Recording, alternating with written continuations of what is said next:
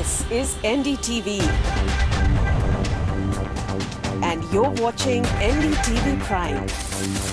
In association with Micromax. Nothing like anything.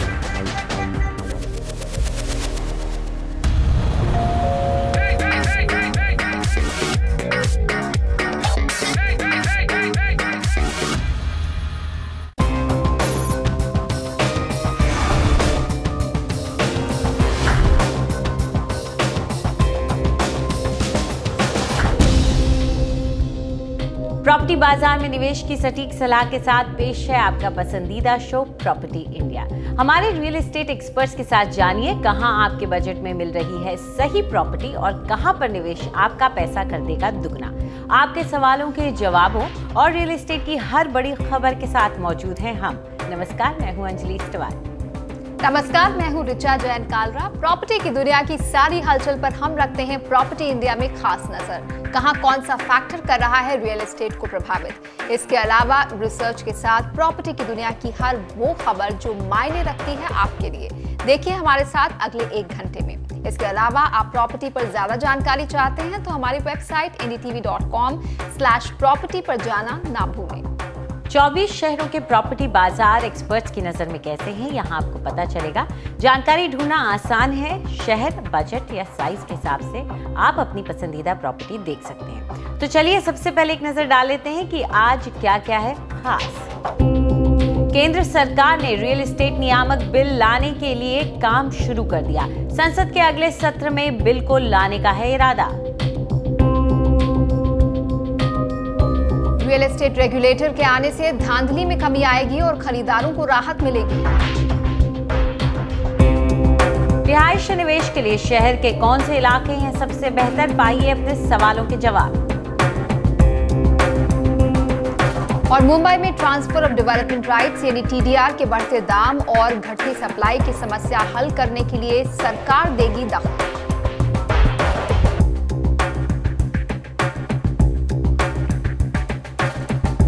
Real estate regulation and development bill एक बार फिर से सुर्खियों में है। केंद्रीय शहरी विकास और आवास मंत्री वेंकैया नायडू का पिछले कुछ वक्त से अफसरों और इंडस्ट्री के साथ बैठकों का दौर चल रहा है और अब इस महीने एक और बैठक के बाद मंत्रालय इस बिल को कैबिनेट के सामने पेश कर सकते हैं।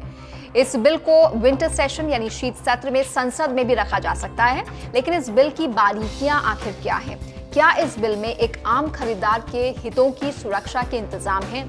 क्या ये बिल रियल एस्टेट सेक्टर में सौदों के लिए एक बेहतर पारदर्शी माहौल बना पाएगा या नहीं? इस मुद्दे पर आज हम खास चर्चा कर रहे हैं कि एक आम ग्राहक को इससे क्या मदद मिलेगी, बिल्डर्स को क्या इससे मदद मिलेगी। इस पर बातचीत के लिए हमारे साथ नवीन रहेजा जो कि CMD हैं रहेजा डेवलपर्स के, और हमारे साथ NAREDCO national real estate development council के चेयरमैन के तौर पर यहाँ मौजूद हैं। स्वागत है आपका। और अनु खान जो कि प्रेसिडेंट हैं नेफोमा जो कि होम बायर्स एसोसिएशन है, उससे हमारे साथ यहाँ मौजूद हैं। आपका भी स्वागत है। सबसे पहले आपसे मैं शुरुआत करूंगी रहेजा साहब। Real estate regulation and development bill, इसका इंतजार 2009 से हो रहा है और अब सरकार इसे संसद में पेश कर सकती है, ऐसे कयास हैं। तो क्या वाकई ये रियल एस्टेट सेक्टर में जो ट्रांसपेरेंसी की कमी है, जो कंज्यूमर्स को दिक्कतें झेलनी पड़ती हैं इस ट्रांसपेरेंसी की कमी के चलते, वो हल हो पाएंगी? क्या उम्मीदें हैं आपको इससे? देखिए, रियल एस्टेट रेगुलेटरी एक्ट जो है वो ज़्यादातर कंट्रीज़ में ऑलरेडी है, और हमारी जो बॉडी है national real estate development council, ये पिछले बहुत साल से कह रहे हैं कि हमें एक रेगुलेटरी बिल कंट्री में लाएं ताकि ये जो मल्टीपल इश्यूज़ हैं और एक गाइडलाइंस हैं वो कंट्री में एक सेटल हो जाए। अभी क्या है कि हर जगह के ऊपर इशू है और हर एक इशू के लिए जो है डेवलपर्स को रिस्पॉन्सिबल किया जाता है, जबकि बहुत सारी ऐसी चीज़ें होती हैं जिसके अंदर जो क्लियरेंस मैकेनिज्म है वो ओपेक है, जो टाइटल है वो ओपेक है। बहुत सारी इश्यूज हैं जिनको आपको एक सिंगल प्लेटफॉर्म पे लाना चाहिए ताकि कस्टमर्स के साथ धोखाधड़ी कोई भी ना कर सकता। हम ये हमारी जो बॉडी है ये खुद चाहती है कि कंप्लीट ट्रांसपेरेंसी और अकाउंटेबिलिटी सिस्टम में होनी चाहिए, और जो गलत एलिमेंट्स हैं सिस्टम से वो निकल जाने चाहिए ताकि हमारे सेक्टर को भी एक वो अच्छा उसको मान मिले, और जो कस्टमर्स हैं उनका फेथ आए सेक्टर के ऊपर कि ये सेक्टर जो है रेगुलेटेड है, ये ठीक काम करता है और गलत काम मेरे साथ चीटिंग नहीं हो सकती है। कम से कम कस्टमर का वो विश्वास जागृत होना चाहिए हमारे बाज़ार में।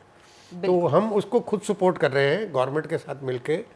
हम इस एक्ट के अंदर हमने काफ़ी मिलके काम भी किया है। हमारी कुछ एक इश्यूज़ हैं जिसको हम गवर्नमेंट को बारी बारी कहते हैं कि इन इश्यूज़ को आप प्लीज़ एड्रेस करें। नंबर 1 अगर आप बताएं, नंबर 1 कि आप रेगुलेटरी एक्ट को सिर्फ बड़े बिल्डरों तक सीमित मत रखें। रेगुलेटरी एक्ट को, क्योंकि एक आम गरीब आदमी भी जो है 1-2 लाख रुपए पूरी ज़िंदगी में बचा के एक छोटा सा घर खरीदता है, तो ये उसके ऊपर भी एप्लीकेबल होना चाहिए जो वो जिससे खरीदता है। तो आपने जो उसको लिमिट कर दिया कि मिनिमम प्लॉट साइज इतने से बड़ा होगा अगर और इतनी रुपए की वैल्यू से ज़्यादा होगा तभी ये एप्लीकेबल होगा, वरना जो अगर हमारा कोई सर्वेंट जो है उसको कोई सरकारी ज़मीन पे ऊपर प्लाट काट के ठग लेता है तो ये उसके ऊपर भी एप्लीकेबल होना चाहिए। तो हम ये कह रहे हैं कि सबके ऊपर एप्लीकेबल हो। नंबर 2, जो बोनाफाइड चीज़ की जाती है उसके अंदर आप दोनों पार्टीज़ को प्रोटेक्ट आप अगर कस्टमर को प्रोटेक्ट करते हैं तो डेवलपर को भी प्रोटेक्ट करें। क्योंकि अगर इस टाइप की चीज़ें कि आप जैसे जब पूरे फ्लैट तैयार हो जाते हैं और आप कहते हैं 10 किलोमीटर के रेंज के अंदर जी आपने जो फ्लैट गलत बना दिए हैं इसलिए आप ही जिम्मेवार हैं, तो ऐसा नहीं होना चाहिए। ये उनके ऊपर भी अकाउंटेबिलिटी होनी चाहिए जिनको टाइम पे ये बात बतानी चाहिए थी कि ये ओखला बर्ड सेंचुरी अगर है या किसानों की मुद्दे हैं कि इनकी लैंड गलत प्रोक्योर हुई है, तो जिन लोगों ने ये किया है जी उनकी भी अकाउंटेबिलिटी होनी चाहिए। हमारी ये रहीजा साहब ये बात आप जायज़ कह रहे हैं कि अकाउंटेबिलिटी, क्योंकि आप अगर ले लेते हैं परमिशंस तो आगे जिसने आपको ये दिया उस पर भी कहीं ना कहीं जिम्मेदारी होनी चाहिए। लेकिन वो मुद्दा अलग है। यहाँ अगर मैं रेगुलेटर की बात करूँ तो खान साहब आपसे जानना चाहूँगी कि इस बिल में आपको सबसे बड़ी राहत वाली बात क्या लग रही है खरीदारों के लिए? काश रहेजा साहब ने जो बोला है ऐसा ही सारे डेवलपर सोचें तो ये प्रॉब्लम सारी ख़त्म हो जाएंगी। और रेगुलेटरी बिल ऐसा नहीं है, हम 3-4 साल से लगातार सरकार से बात करते हैं कि ये रेगुलेटरी बिल आना चाहिए, जिससे दिल्ली एनसीआर में सबसे ज़्यादा जो बिल्डर परेशान करते हैं उस परेशानी से निजात पाई जा सके। और दूसरी बात यह है कि हर प्रदेश में कोई ना कोई रेगुलेटरी बिल बना हुआ है। जैसे यूपी में यूपी अपार्टमेंट एक्ट लागू है, लेकिन ज़्यादातर अथॉरिटियाँ बिल्डर के फेवर में उस नियम को लागू नहीं करती हैं। जैसे 2010 से यूपी अपार्टमेंट एक्ट लागू था, लेकिन ग्रेटर नोएडा अथॉरिटी से बार बार बातचीत करने के बाद भी 2014 में उन्होंने लागू किया है, लेकिन फिर भी जो लागू किया है उस पर भी डेवलपर आज भी बायर को उसके हिसाब से काम करना नहीं चाहते हैं। वो बायर से अंडरटेकिंग लेना चाहते हैं, लेकिन खुद बायर को ये नहीं बताना चाहते हैं कि हम आपको क्या क्या सुविधा प्रोजेक्ट में दे रहे हैं। तो मैं तो ये कहूँगा कि सारे बिल्डर रहेजा साहब की तरह सोचें और उस पर अमल करें तो कुछ भला हो सकता है। कोई भी रेगुलेटरी बिल की ज़रूरत नहीं है अगर सारे बिल्डर अपने नियम कायदे कानून से सारे प्रोजेक्ट को बनाएं। जी, यहाँ पर ये भी एक बात कही जा रही है रहेजा साहब कि क्योंकि रियल एस्टेट एक स्टेट सब्जेक्ट है, ऐसे में क्या ये कानून तमाम राज्य सरकारों पर भी लागू होगा? ये केंद्र सरकार ला रही है रियल एस्टेट रेगुलेशन और डेवलपमेंट बिल, तो क्या राज्य सरकारों को इसके दायरे में लाया गया? क्योंकि इस तरह के बहुत सारे मामले हैं जहाँ पर राज्य सरकारें चाहें तो कुछ कर सकती हैं लेकिन करती नहीं हैं। देखिए, जो बिल आ रहा है ये पार्लियामेंट में, लोकसभा में और राज्यसभा में, पार्लियामेंट से क्लियर होगा। इसके अंदर वेल डिफाइंड गाइडलाइंस जो हैं उनको एक बारी कर दिया जाएगा कि ये इन गाइडलाइंस के अंदर स्टेट्स जो हैं अपने अपने एक्ट बनाएं। जब ये पार्लियामेंट ये जारी कर देती है तो स्टेट्स को अपने लिमिटेशंस को देखते हुए या कोई और एडिशनल चीज़ें अगर डालनी है तो उनको डाल के सब स्टेट्स को अपना एक्ट लाना पड़ेगा। और ये एक्ट लाने के बाद हमें लगता है कि आने वाले टाइम पे, वैसे तो बिल्कुल जैसे कहा है कि सबसे ज़रूरी है ट्रांसपेरेंसी होना, और आज के ज़माने में अगर कोई भी डेवलपर ये सोचता है कि ट्रांसपेरेंसी रखे बिना वो सरवाइव कर सकता है तो वो बहुत बड़ी गलतफहमी है।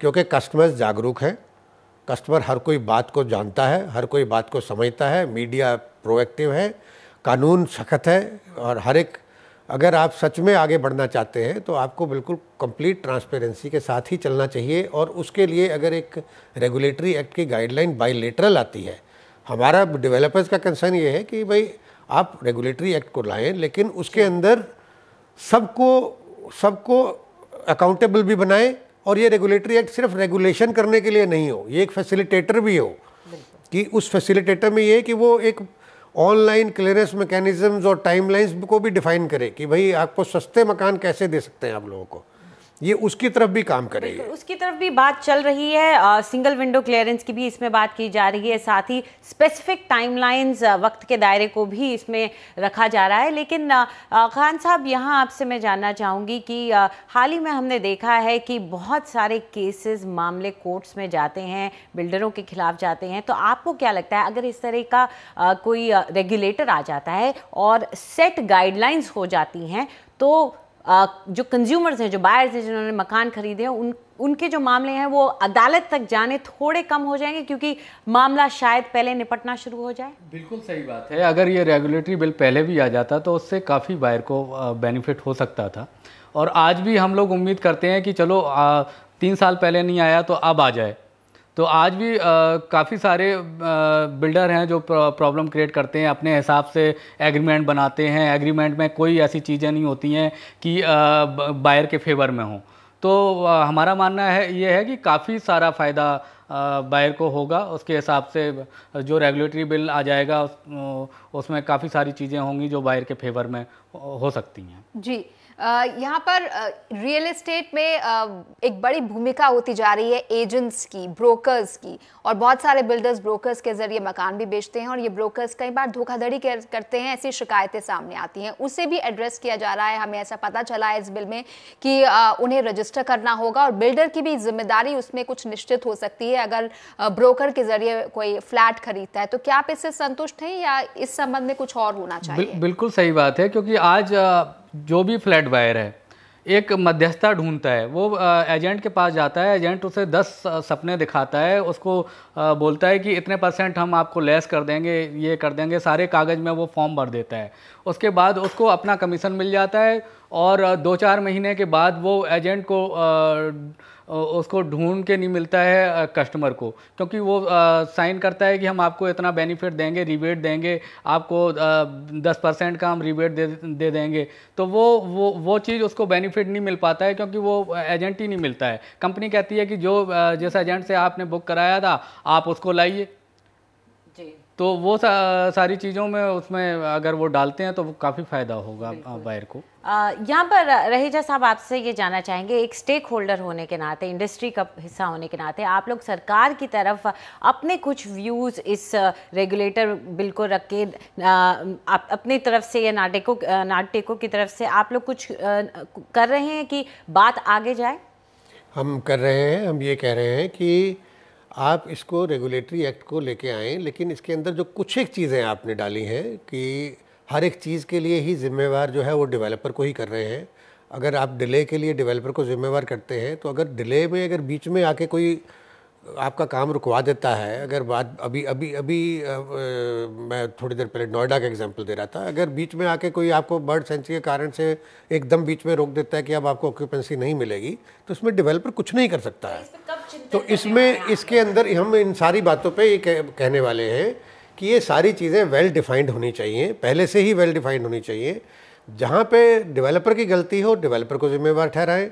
जहाँ पे जो एजेंसीज हैं जिन्होंने क्लियरेंसेस दी है, तो उनको जिम्मेवार ठहराएं। जहाँ पे टाइटल ही आप बीच में जाके बोले कि ये टाइटल ही गलत है, टाइटल्स को भी डिजिटाइजेशन की हम डिमांड करने जा रहे हैं कि आप पूरे कंट्री में टाइटल को डिजिटाइजेशन करें। क्लियरेंसेस की दिक्कत ना हो और इस तरह का कोई इंटरवेंशन ना हो जिसका आप अभी उदाहरण दे रहे हैं। बहुत सारे केसेस में डेवलपर्स तब भी डिले करते हैं, तो क्या उसके लिए कोई टाइमलाइन नहीं होनी चाहिए कि एक निश्चित समय में एक ग्राहक को उसका फ्लैट मिले? अगर इसमें किसी तरह की कोई बाधा ना हो, सिर्फ डेवलपर की तरफ से देरी हो रही है, तो क्या उस पर जुर्माना नहीं होना चाहिए? बिल्कुल होना चाहिए, क्योंकि कस्टमर जो है वो अपने पूरी ज़िंदगी की हार्ड अर्न्ड मनी लगाता है। तो अगर उसके अंदर किसी कारण से अगर डेवलपर का अगर आपको ये दिखाई दे कि ये चीज़ें ऐसी थी जो डेवलपर के कंट्रोल में नहीं थी, इंफ्रास्ट्रक्चर अवेलेबल ही नहीं थी, या ग्राउंड वाटर जो है मना कर दिया पूरे डिस्ट्रिक्ट में या पूरे एरिया में कि आप जो है कंस्ट्रक्शन के लिए वाटर को यूज़ ही नहीं कर सकते, तो जब तक आप पानी का कोई सोल्यूशन नहीं करेंगे आप कंस्ट्रक्शन नहीं कर पाएंगे। तो इन कारणों से डिले हो सकता है, वो डेवलपर के हाथ में नहीं है। हम ये कहते हैं कि जो डेवलपर के हाथ में था और फिर भी डेवलपर ने विलफुल डिफ़ॉल्ट किया और उसने डिले किया, तो ये ड्यूटी बनती है कि कस्टमर जो है, जो सफ़र करता है, नहीं तो उसका घर होता तो वो किराए पे नहीं रह रहा होता कम से कम, तो वो कंपनसेशन हम भी चाहते हैं कि कम से कम रेंट के इक्विवेलेंट कंपनसेशन कस्टमर को मिलनी चाहिए अगर डिले होता है। बिल्कुल। यहाँ पे खान साहब आप कुछ कहना चाह रहे हैं, थोड़ा संक्षिप्त में कहेंगे, हमारे पास वक्त। हाँ, काफ़ी सारे बिल्डर हैं नोएडा में जो काफ़ी बड़े बड़े नाम वाले हैं, तो वो 2006 से बुक करके फ्लैट, आज तक उनको फ्लैट की पोजीशन नहीं मिल रही है, जबकि बर्ड सेंचुरी का मामला आया अभी 1 साल, मान लो 1 साल काट दो, तो लेकिन उससे पहले तो उनको पोजीशन मिल जानी चाहिए थी जी। इसका डिले, फार्मर है, फार्मर की दिक्कत आई 1 साल पहले, तो 1 साल आप निकाल दो, लेकिन उसको पोजीशन तो मिल जानी चाहिए। डिले का मुद्दा अगर देखें तो इस इंडस्ट्री में एक काफ़ी बड़ा मुद्दा रहा है और हम इस पे बार बार से बात उठाते भी रहे।